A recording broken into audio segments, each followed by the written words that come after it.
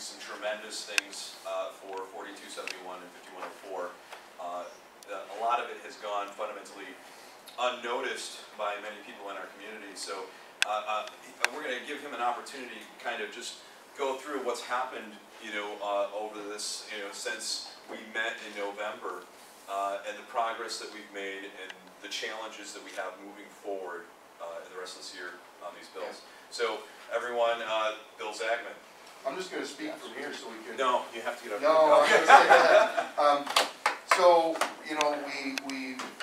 the wind is at our back. We got the bills out of committee. They're on the floor. And we believe that there will be an attempt and there will be an effort in September to move the bills forward.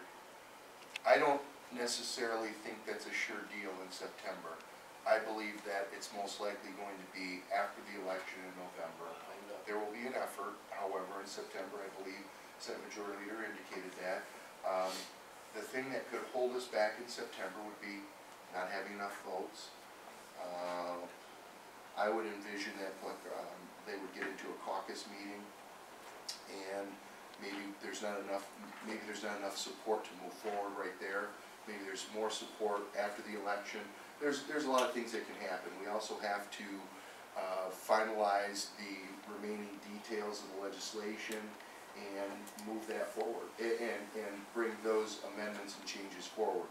We had a strategy meeting with the Majority Leader's office. They had called us in to discuss just their general observations and some of the things that remain to be nagging in their mind. One of the issues was labeling and testing. The other was perhaps creating a top level cap on the number of dispensaries in any community that chose to regulate dispensaries. There's also a little bit of discomfort or a little bit of concern about did there need to be some baseline regulations, so that if a community chooses to allow for dispensaries, they're not every community is not recreating the wheel. That there is a basic, here's the framework, the minimum framework for regulating a dispensary that you have to have, and then if you want to go above and beyond as a local community, you can do that. If you don't, you at least have to have what we believe to be a minimum standard for dispensaries. So it was sort of it was about an hour and a half meeting. It was just sort of, let's get together and have a conversation on if the bills are out of committee and move forward, figure out a way to move forward. We talked about September. That's their plan. However, again, I just, having been around long enough, I recognize that in an election year, I think we're looking more likely after the election. I'll be extremely happy if we get it done in September, but politics being what it is, I think, there at least is an effort. We will be done by the end of the year with this first round. I'll stop there. Is there, on the minimum standards for a dispensary, is there any opportunity to work with like the Retailers Association or something? You know what I'm saying? A dispensary shouldn't have to put up with any more regulation than any other storefront.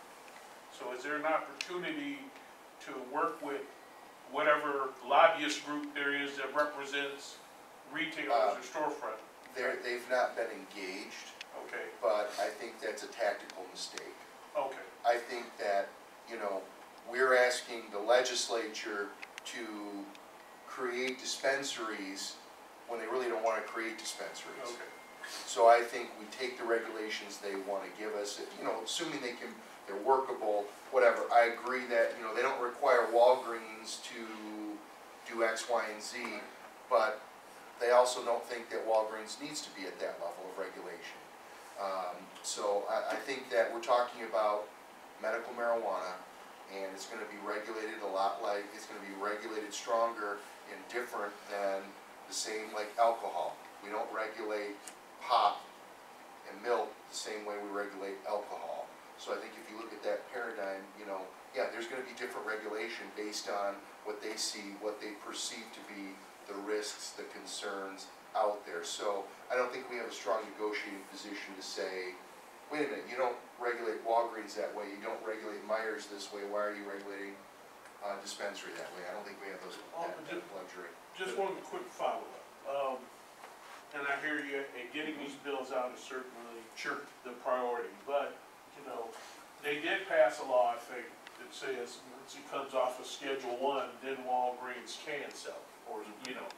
So are they gonna, you see what I'm saying? Now all of a sudden, But I that's hear you, I hear you there, and that's a hypothetical. okay, so so we I don't don't know deal with that- yeah. hypotheticals. I I mean, got you. you know, the Fed's gotta reschedule it first, and Right. then the state will be like, well, what are we gonna do? And then I think that gives us an opportunity at that point, but that, All right, just real quick, you know, we played a part in getting the bills out of committee. And, you know, we offered, you know, some Yep. last minute suggestions. Can you talk about how that process worked? And we're gonna be talking a little bit later about, you know, our strategy with, you know, this next stage. And I think that, you know, talking about that gives us insight. By the way, you know, it was a last, you know, we were getting the questions from them at the very last minute. So we had, so. sure. You know, going into committee, the Senate process has been much different than the House process. The House process, I think they wanted to have a broad cross-section of the community. They wanted to have law enforcement. They had a much bigger table. The Senate process is going to be it has shown to be a little bit different. They're taking what the House has done. They don't want to spend 2 years, you know, looking at every word in the bill. They're reading the bills, they're trying to determine where can we as a caucus be on this issue, what strengths what needs to be strengthened, what needs to be removed, what needs to be added. So they're gonna do, and really, what happened is we led up to committee, we started on that Monday before committee, started getting a series of emails, what about this, from the majority leader's office, what about this issue, what about this issue, what about this issue, and it was not any disrespect to any group or any person, it's just that's the way they're gonna do it. They're not gonna have, you know, a meeting of 50 different stakeholder groups to make these collective decisions. So CSG at this point and MPRA have been sort of the two groups that are being brought in and used to sort of funnel the information back out to the community and then come back in and provide input. So, I don't know if that's what you're... And well, and, you know, well, I don't want to toot my own horn or our own horn. Our amendments were considered. Absolutely, the amendments were considered, one that been drafted specifically to address a concern about, that was raised on Tuesday, specifically, the Tuesday before the hearing, specifically about record keeping. How do we know that a dispensary does not accept more from a caregiver or a patient than they're allowed to accept? I think there was a transfer limit of 50 ounces, and there was no requirement prohibiting them from accepting more. And how do we do that? So Ben did craft an amendment that ultimately made it into the bill on how to address that with some additional record keeping. And you know, so CSG is at the table.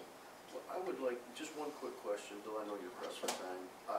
What, in your estimation, needs to happen to get the Senate support and the votes that we need to get this out here? I mean, what specific things can you see that have to change from our conversations with Karen, the Richard Bill's office? What do you, I mean, in your own opinion? What do you mean, what needs to I change? mean, what things that they brought to us can we have an effect on and really move forward? I think, you know, I think that we need to get to a point where if there are changes that we want to pursue, we need to put them in writing, we need to get them on the table for consideration. We can't talk about, we're beyond the point of, we do not have the luxury of time to sit around and talk about, well, it'd be great if we did this, it'd be great if we did that. We're down to crunch time. We have 5 months before this legislature breaks and we have to start all over. We've had 2 years of discussions and conversations. We're at the point where we gotta move. If we don't move and accept some things that we wouldn't ordinarily accept or wouldn't want to accept, we will be starting over on January 1, 2015 with a brand new bill, meaning that our bill never made it to the governor's desk. Right.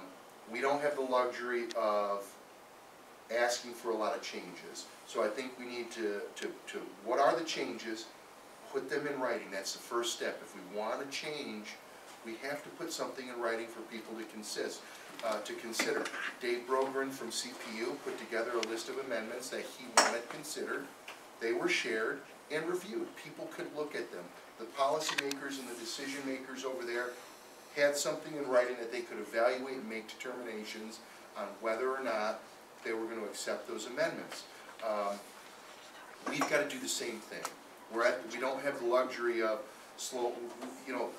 we don't have the luxury of time on our hands. So the strategy moving forward is, now that this is on the floor, when we get back, when the legislature returns in September and the Senate returns, we're going to have to make a push. And what that's going to mean is, from my perspective, is I'm going to be over there along with other stakeholders making a push. And we're going to be twisting arms and talking and trying to educate lawmakers to make sure when the bills are put up for a vote, we have the necessary number of votes there. And if things get bogged down, this senator can't support it because they don't like this amendment. Well, is there a change that we can craft to sort of address that? And that's where you all will become very important. You need to keep up the effort through CSG to be sure that you're informed and educated, and you have an opportunity and an avenue to affect change if we need change. Couple of issues to what you said. When you pass that Senate Bill 660, there's many outside of the state companies that are already vying for that retail opportunity in Michigan, and they're already setting up and putting a foot in the door to get that done. As far as record keeping and stuff, there's already software out there by several different companies in other states that already have medical marijuana or legalized marijuana that easily track all the dispensary issues, easily to implement. The whole package is all included in one easy-to-use deal. The third issue is, I'm sort of a little miffed here. How long have you been paying this company for the services? Because I've been 3 months since I've been here, and I'm sort of hearing the same thing I heard 3 months ago, and that is we need to make a list of changes. And this was 3 months ago we were talking about making a list of changes. Now we're 3 months behind, and we still have no list of changes to the bill. So I'm sort of wondering what's going on here between these guys and you. Are you guys communicating? And we communicate an awful lot. I think, I'll tell you this way, I work for you all, I work for CSG. If there are, I can't make up what your changes are. No, I understand So, that. Well, my so- point is you're asking for the same thing you were asking 3 months ago, and I'm asking why we don't have that done. Because we were on the crunch 3 months ago, and now we're on the crunch again, and we still don't have this list of things we want to change in the bill. We had a list of changes for 8 months that we were ready to present, okay? We were not the lead on this bill. Let's make that straight. MPRA is the lead on this bill. And what we always said was we wanted to get at the table, which Bill provided us that opportunity to get at the table. So when Richardville's group handed down the list of changes, because those are really the only ones that matter. Ours may get in there, but Richardville's changes will have. Well, I understand that, but the point is he's still asking for that list, and I'm not comfortable with that. Well, now we know what Richardville's group is That's not the asking. point. You had a list of changes 8 months ago, you just told me, and he doesn't have it yet. Okay. Maybe you could talk about the timing. Yeah. Because we got the notes from the recommendations that our groups have made. We've got the surveys that were taken, and we know what collectively our issues are. And I think we're representing that pretty well, but to me, it's a timing issue. You can't put forward a whole bunch of demands. I'm not saying to do that. He's telling me he does not have a list from you of changes. That's what he just said. So I'm wondering if that's what he was asking for 3 months ago. Well, the changes also change. We Well, I have understand certain that, changes but that doesn't for in matter the either. If House. he's asking for a list and you have not supplied it, there's an issue, is there not? No. Is there's it not. I guess I would envision that the changes are coming from folks like you all, if you're I've not funneling- been asked yet to what Okay. changes to that bill since that meeting 3 months ago. And that's part of where I'm in the dark here. Because you seem to be asking for stuff you should already have. Well, what I'm asking for, if there are changes, the fact that maybe there aren't changes if nothing's come forward. If we're comfortable with these bills as is, and we're gonna respond and react to concerns that are raised across the street, we're doing a pretty good job there. I agree. We're reacting. But if there are changes proactively that we as a community want, we need to crystallize what those are, put them in writing. And that's where we and were get 3 them, months you ago. know. 3 months ago would have been appropriate to put in those requests. Absolutely. 3 months, I mean, 3 months Who ago, would we have turned them into? yeah. That's not the Well, point. but Do you now- understand, does everybody here understand where I'm coming from? He's asking for a list of changes you guys say you have, and he still doesn't have it, he's been working for you for 3 months. Listen, That's NPRA has been saying all along that there is no changes, okay? We've been preparing, knowing that there's changes coming down. We've got an answer for everything that they've got, okay? We're getting on, we're I on the think you're brink. missing my point. No, we're not. You're missing the point. Maybe I am. He asked for a list of changes Are you from you, concerned you about say that you it's have get- it, but it's he getting doesn't have it. delayed? That's my point. Are you concerned that it's getting delayed? Because, No, I'm just, when it bugs me, when I'm spending my money and I hear a problem, and the problem is he's asking for something and he hasn't got it in 3 months, that's the problem I see. Well, I No think- matter, I hold think what on, he was no asking- matter where the Senate is at, or where the House is at, or whatever, 3 months ago, he asked us for a list of changes that we would like to see against that provisioning bill, and he still doesn't have it. So I see a delay in information to him. I'm hearing something a little bit different, because I'm thinking, and I've been here a few times, is that asking for the changes is an ongoing process. Oh, of course As we're it is. developing, and so I think he's getting our requested changes, but he's continuing to ask us, what else would you like? What changes are you seeing? That's not what I heard. He didn't ask us what else we'd like, he asked for a list of changes. I understand, but I think that is just Maybe a miscommunication there. well, But I think those if I- changes are continually going forward. If I can just say something real quick, that's also why we're here today. We want another round of discussion on the substitute that is in the Senate, which is different than what was in the House. Of course. It was different 3 months ago, so that's also why we're here, kind of wrap up changes, go over these bills again, have something on paper to present to Bill, because Are this is our last meeting or so that we'll be able to do that, Are so. Richardsville's changes available, because I haven't seen those. we have the new substitute that's out that has the changes that were made in Richardsville's office, but it seems to me that Richardsville's office is gonna take point on resolving some of the issues some of the other senators, and possibly the governor has on these bills. And Paul, to your point,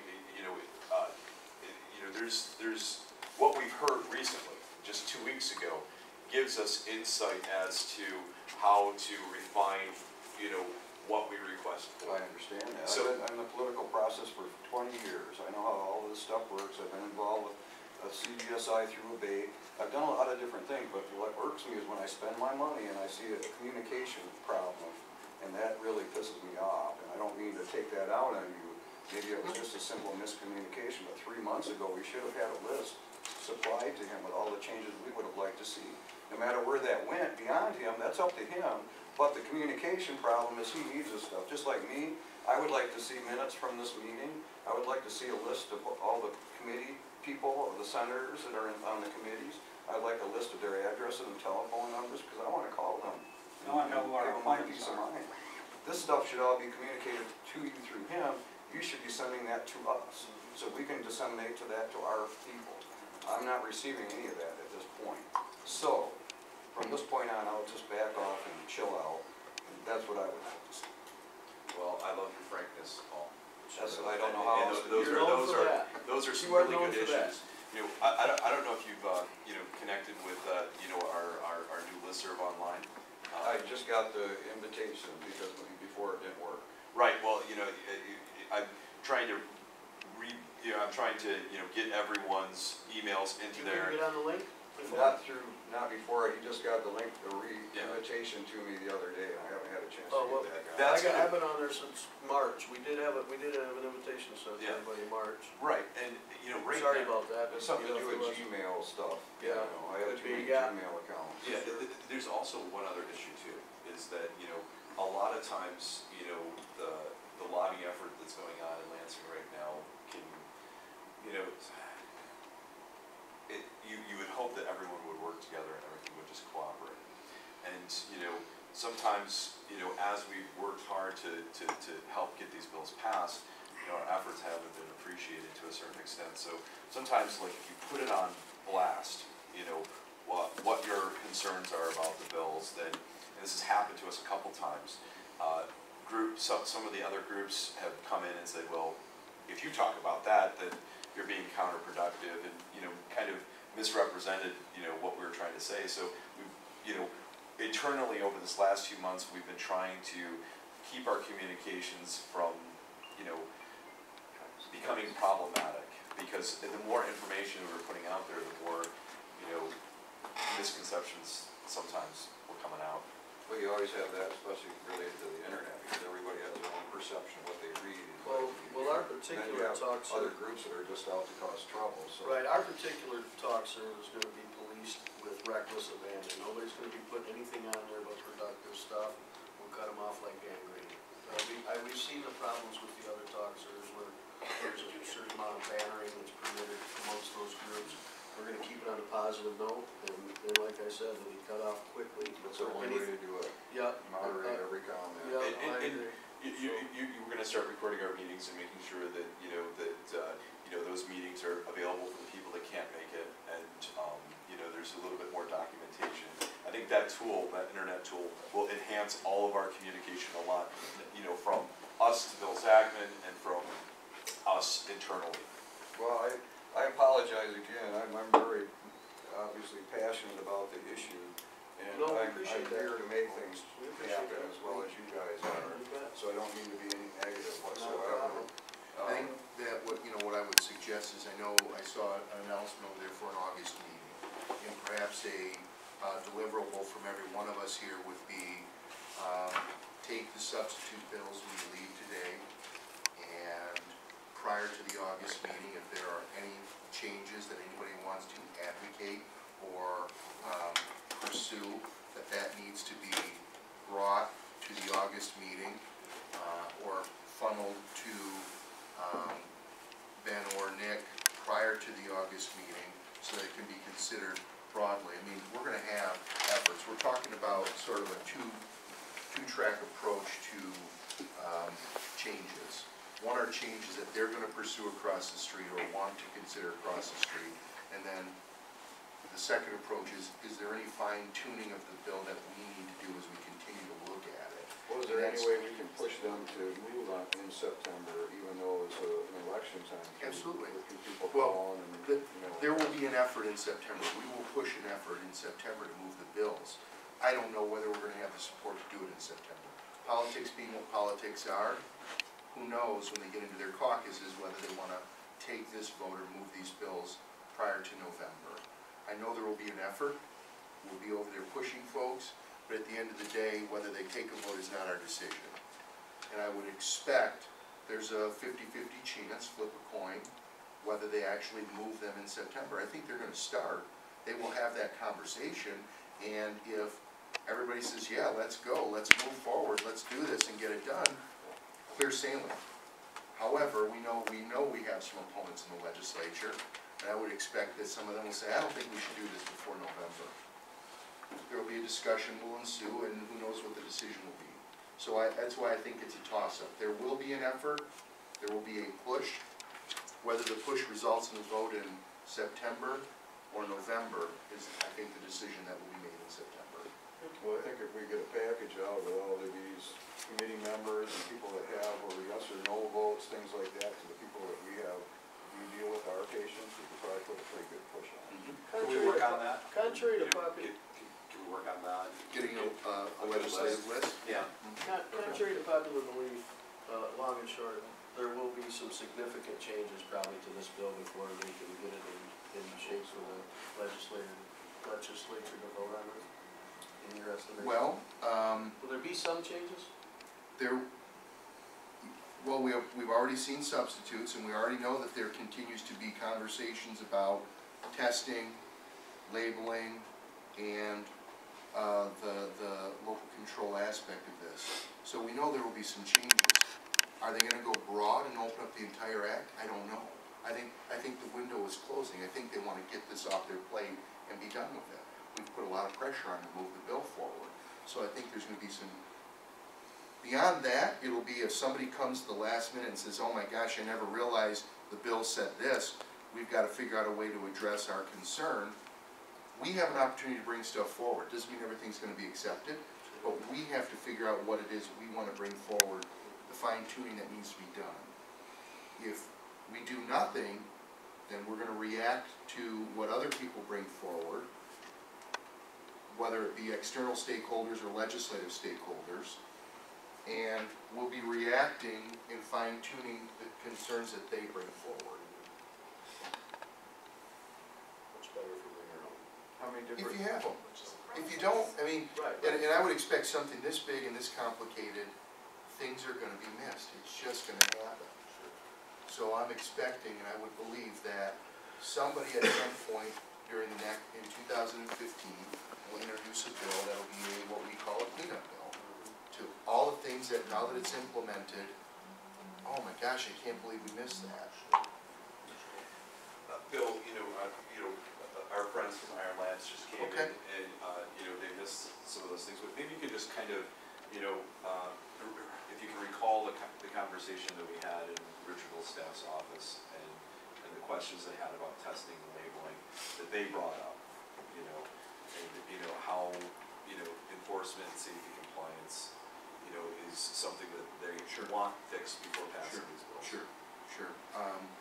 The concerns raised were twofold. One was law enforcement says they don't have the tools to test non-smokable forms to make sure it's within the acceptable limits, to make sure that it's legal.